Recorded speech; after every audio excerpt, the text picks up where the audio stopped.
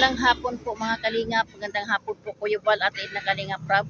At sa lahat po ng Team Kalingap, hinihingal po ako mga Kalingap. Andito po kami ngayon sa breeding. Kung natandaan nyo mga Kalingap, nandito po kami. Kasama ko po si Kagawad Teresa Danao at si Bro Daniel po na Barangay Tanod from Milagros, no? Pambakulod. So sila pong kasama ko ngayon at atin pong dadalhan ng bigas. Salamat po kay Sis Irene DB sa tulong. At salamat din po sa taong ginamit ng Diyos na nakapagbigay po tayo ng bigas, bali 5 kilo. Kahit paano po malaking tulong, no? So kainitan po mga Kalingap, tuloy-tuloy ang lakad namin kasi yung isang bayad na rin po ng tricycle. Kumbaga nakiusap lang po tayo. Hindi nga po ganong kamahalan ng ating bayad kasi ano po ngayon. So ito po yung mga kasama ko mga Kalingap. Yan, ito po si Kagawad Teresa Danao. Shout out muna. Ayan. Busy, nag-cellphone. At yung ating piloto, malaking tulong din po si Bro Daniel. Medyo 500,000 lang muna ang ating bayad sa kanya. Kasi wala pa hindi pa naka-withdraw ng 1 million. So tulong sa atin ni Bro. So kahit paano po ay damayan baga mga Kalingap. So tara po mga Kalingap, salamat po sa tulong po, no. Pagpalain kayo ng Diyos, no. Samahan niyo po ako at din po babalikan si Ate Jenny Lynn. Nabigyan po ng bigas. May wala po siyang anak. So ay maging ano. Yan po. Yan po si Bro Daniel. Yan po yun yung ating ating ano po, no, kahit paano po. Asa na kayang tao dito? Tao. wala man sa bahay, tao. Ayan si Ate Jenilyn. Yan Ate Jenilyn, bigas. Yan. Kahit paano makatulong sa iyo. So kumusta ka na? Ito, ganun pa rin po. Ganun pa rin? Ay maganda't ganun pa rin. Ano yung naamoy ko? Ba't ang bango? Lukban. Mabango pala ang ano niya.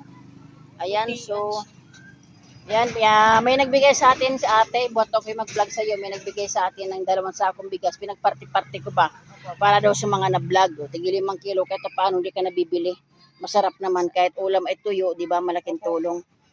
So tiwala lang ha sis, wala pang ano kasi sa ngayon ay kumbaga pag-pray natin na kalooban ng Diyos na sila Kuya Bal, di ba, alam naman natin yun, no. Prayer lang kasi yung pagpunta talaga nila dito malaking ano din, malaking konsumo kumbaga. Yan. Ito nga yung bahay niya, ayan si Kagawad Teresa Danao. Ang trabaho niya Kagawad, vulcanizing girl. So sa ngayon Kagawad wala siyang income kasi vulcanizing nga eh. Nung siya po nakilala ko, nagtatrabaho man. Nung nakilala ko siya Kagawad, ang kita niya minsan isang araw 50 pesos. One time nag-chat sa akin alas 4 na walang kita.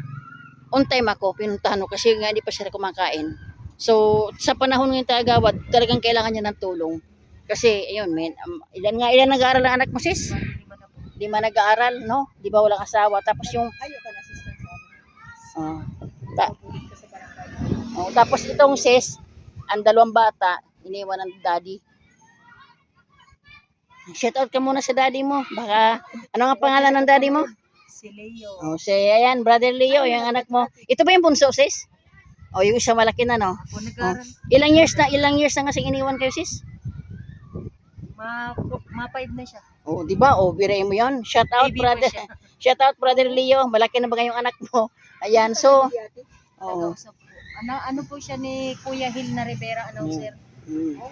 Kilala mo? Sa Manila, nag-asawa na ako. Nag-asawa. Nagmarites na kami. Totoong buhay naman kasi. Mas wala na yung payong ko. Alam doon yung payong ko pala. Ano pa no? Naghahanap ka sa iba na ano? Naghanap ng chicks. Pares kami balo, may anak mo siya sa iyo. Ate Jenilyn, naghanap yun ng ano, di ba adobo. Naghanap ng kaldereta, ikaw naman. So, ganun lang Ate Jenilyn, laban lang, no? Sa ngayon talaga ate, kumbaga unang-una, yun. Ito yung vulkan na yung ano kanya. Yan, dun sa baba. Kaso nga po, Walang kuryente. Paano nga magkapag-vulcanizing? Di ba, sa sitwasyon niya Kagawad, hindi talaga ng tulong. Yan, kasi ito nga, yun, tama. Manila po. Manila yan siya. Yan po yung sitwasyon natin ginili. Isip po sa Manila. Kasi na, 8 na ako na lang. Matrabaho ko, ako lang nausad. Magastos ako sa kuryente, sa bahay, sa mga gastusan. Tapos magulo pa. Binabaha pang Maynila. eh wala ka namang yaman din doon. Baka ang punta mo sa squatted area din. Eh baka mamaya sa ilalim pa ng tulay matulog. O dito lang talaga siya. So ayan Ate Jenny Lynn, no? Unang-una sa Lord, pangalawa kay Kuya Bal. Manawagan ka uli kay Kuya Bal, malay mo no, ano ni Kuya Bal. Sana Yan. po na matulungan naman po niyo ako, lalo may mga nag-aaral po ng mga bata. Mapatapos ko lang ala akong college. College po pa na ako. Tapos high school. Basta yun lang po talaga ang inano ko, pinagdarasan na makatapos ko lang ang Mga bata. Oo nga. Lisod. Na humahantong ba sa puntong umiiyak ka sis? Oo. Parang ayaw mo na. Parang ano, Sumpo na. parang sabi mo na Lord, parang ayaw ko na. Pero kapit na talaga sis, no? Tiwala. Kaya nga pagka ako'y, oo, gibayaan siya. Tapos pag ano may patay yun. Oo, namatay yun. Tunyon po. Tunyon. Yun ang nagturo sa kanya mag-vulcanize. Oo. Ilang ano na alam mo sis? Nagabiyahe siya sa ibang lugar. Dili po. Kami po na duwa sa tuan nagabangkiya pagtrabaho. Tapos itutuan niya ako sa to pagtrabaho. Hasta sabi niya, pag napatay nga ni ko ni siya, Marunong ka. aram ako na dili ko daw magpabayaan mga bata. Mga alam. Magaling signus na talaga. Signos. Saka ano, kagawad, ang ginagawa ko, bawat may ayuda ako, di ko siya nakakalimutan. Kasi ano may mga anak solo single parent Ama na lang. Ayan. Patay man si mama. Oo. Dili man kay may ginapa-eskwela man college Oh, man. kaya nga. Tapos may manghudbo man ako na usad na na mo, high school. Kaya nga Pag ikaw makahatag. Oo. Bata mo mga babae. Lima na lalaki tuloy. College ko babae. Sige lang, ang ating tanggulan ngayon sis, Ginoo. Sa Diyos lang tayo sis, huwag ka mawala ng pag-asa. Sana kahit din sa pagkagabi na kay nakakaya ko tanan. Oo nga. O, pasalamat ka lang, no? Bigyan ka lang ni Lord ng kalakasan. Bata pa yung agawad, 36 years old. Matanda pa ako dyan. Sabi mo nga sa kanya, huwag ka na mag-asawa. Kasi unang-una, mag-aasawa ka, baka mamaya mga anak mapihin. Ako di ako nangangako sis, basta bawat ako may ayuda talaga dito nakakalimutan. Kasi naramdaman ko din yon. Ako nga sis, solo ako Pag wala akong pang-ulam, takbo ko gawad solo na ako yan Nag-iisa lang ako, ikaw pa kaya na may anak. Diba? Kasi talagang, antong naman talaga sis na mauubusan tayo. O, maano man ang mga anak niya. So, mga ano man po sila mga bright talaga. Kaya gusto ko talaga na maano ko talaga Mga pamilya sa mo asawa na una. Para di mali. Adi mo po din wala rin. Oo, kaya nga. So, ganun yung sitwasyon ni Ate Jenny Lynn. So, Ano na lang kayo. binabalik-balikan ko ito siya Pag may mga maestra na, kanto ka sa balay, general. Maglinis. Ka. Oo. Tagaan ako 700. Pag ulit sa balay, baka lang ko tanan bugas. Siyempre. Yun ang trabaho niya ng kagawad. Kung saan yung nagpapalinis.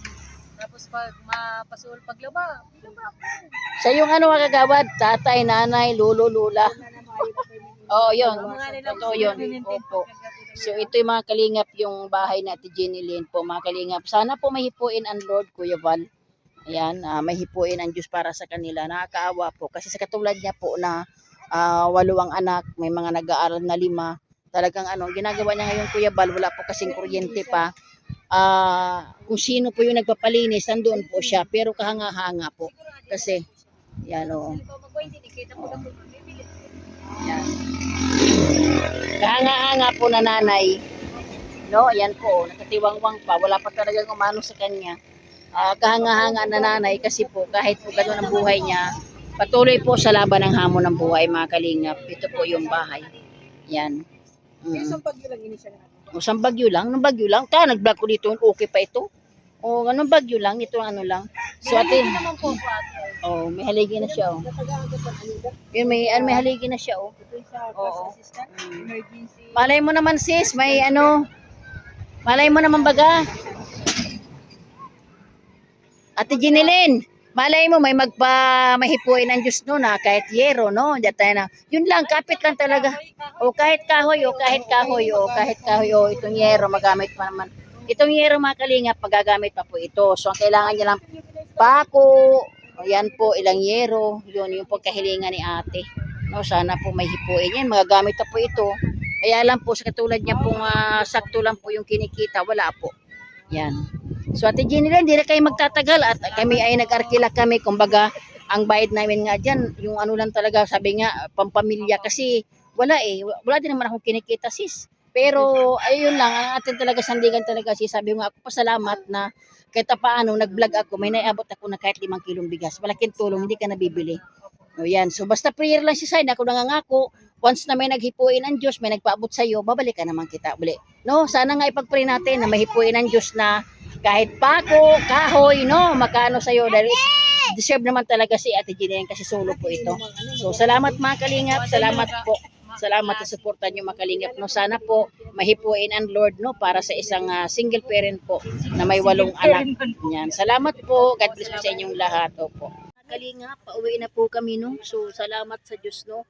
Napakainit po mga kalingap. Talagang grabe po. So ayan po si Gawad Teresa Danao, si Bro Daniel, sila po yung aking ano po ng mga kalingap. Salamat sa kanilang gabay no. Salamat na atin pong nabalikan sa Ate Jeneline no. Kasi ang kahilingan niya mga kalingap sa Ate Jeneline kahit daw po pako, kahoy, yung mga yero daw po kahit luma na pwede niya pong gamitin.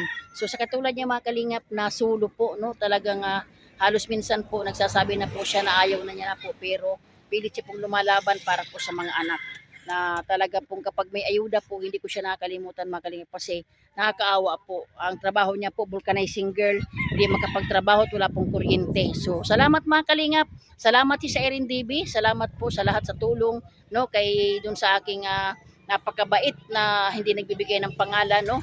Salamat, pagpalain ka ng Lord, balik ng siksik dito maapaw. God bless po sa inyong lahat. Bye bye po.